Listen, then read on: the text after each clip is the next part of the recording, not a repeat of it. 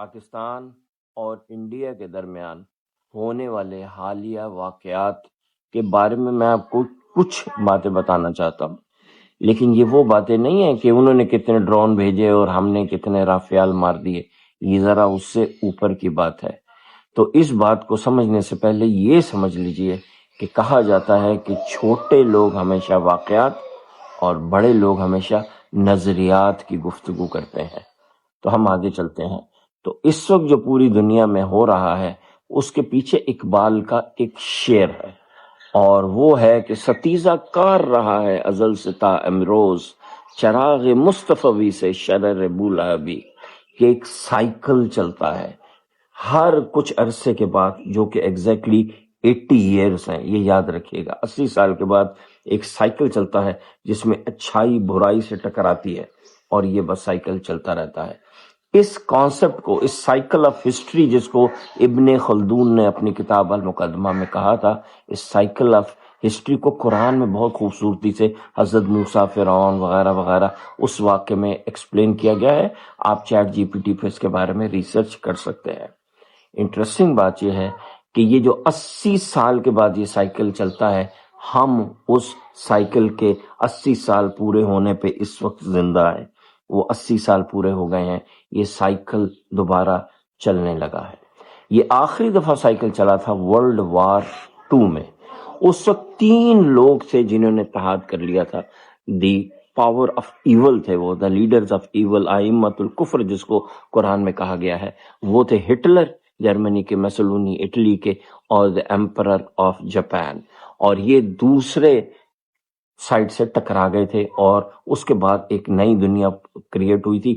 بہت لاکھوں ہلاکتوں کے بعد آپ سب کو یہ بات پتا ہے، دنیا اب اس وقت دوبارہ اسی سپاٹ کے اوپر پہنچ گئی ہے.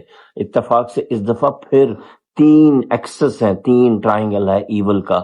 اس میں ایک ہے Trump, Donald Trump U S کے، دوسرے ہیں بنجمن نیتن یاہو اسرائیل کے، اور تیسرے ہیں مودی انڈیا کے.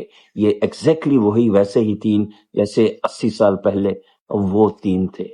اچھا، اب انٹرسٹنگ بات یہ ہے کہ بعض اوقات ہوتا یہ ہے کہ یہ جو ٹکراؤ ہوتا ہے 80 سال کے بعد، اس میں ضروری نہیں کہ ہمیشہ چراغ شرر بولہبی کے سامنے چراغ مصطفی ہی ہو، یعنی ایول کے سامنے اچھائی کھڑی ہو. بعض اوقات ایک ایول دوسرے ایول سے ٹکرا جاتا ہے، ایک ایول ہار جاتا ہے اور دوسرا ایول پاور میں آ جاتا ہے. تقریباً یہی چیز ورلڈ وار 2 کے بعد ہوئی، کیونکہ ہم مسلمان کمزور تھے.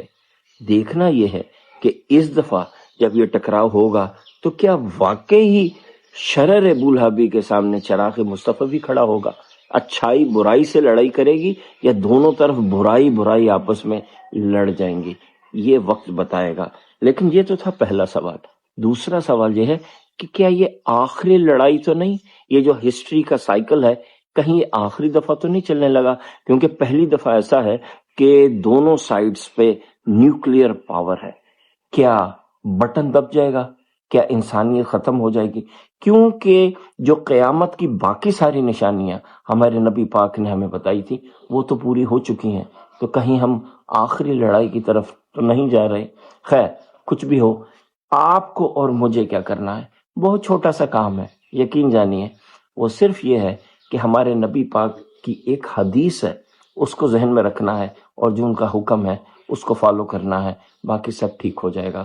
رسول اللہ صلی اللہ علیہ وسلم نے فرمایا تھا کہ جو انسان اس حالت میں مرے کہ اس کے دل میں شہادت کا، شہید ہونے کا شوق نہ ہو، یعنی جس دل میں شہادت کا، شہید ہونے کا شوق نہیں ہے، وہ یوں ہے کہ جیسے وہ نفاق ہے، وہ منافق ہے. تو اپنے اندر شہادت کا شوق اب پیدا کر لیجئے. آگے آپ خود سمجھدار ہیں کہ میں کیا کہنا چاہ رہا ہوں.